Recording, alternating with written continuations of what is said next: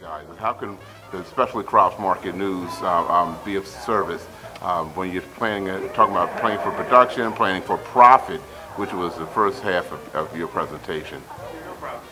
Well, I think some useful information would be to have a good data bank or price reporting for, what the going rate is. And you need enough data points to actually make it worthwhile.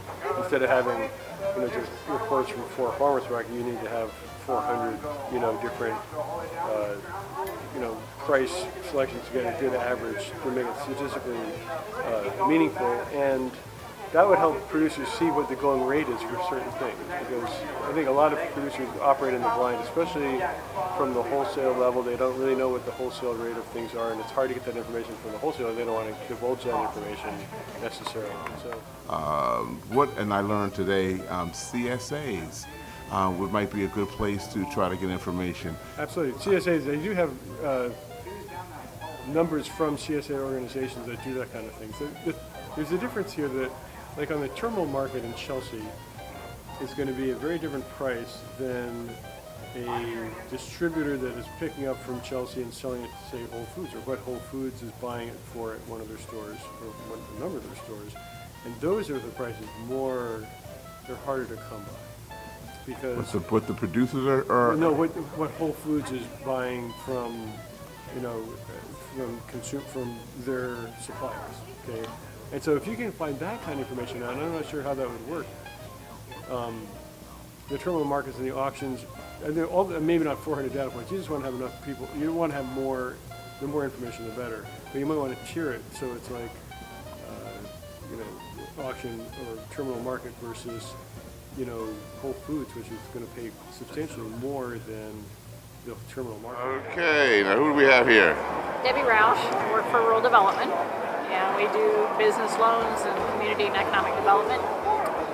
And one of the challenges that we've had recently in working with organic farmers is having enough information to verify the projections and the financial data that they present to us when they're looking at getting a loan or trying to expand for a grant. And so we need to have a database or a source of reliable data that we can use as a source to verify what they've presented us when we make loans.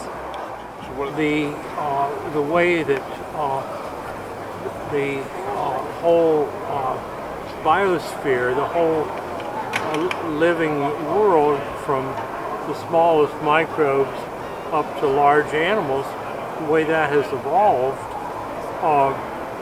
we need to respect that and try to work within that system and not do things that are damaging to the millennia of evolution. And some of the breaks with the evolution history of our biosphere by industrial agriculture methods are very disturbing and worrisome. So the organic community tries to respect that history and to work within that context and not to conquer nature, so to speak, but rather to work with nature. Thank you very much, Professor. Well, you're welcome. I'm glad I got the chance to sing my melody. I'll give it all I got, that's what you'll hear from me. I sing about romance and some comedy. I'll sing with all my heart, that's what you'll hear from me.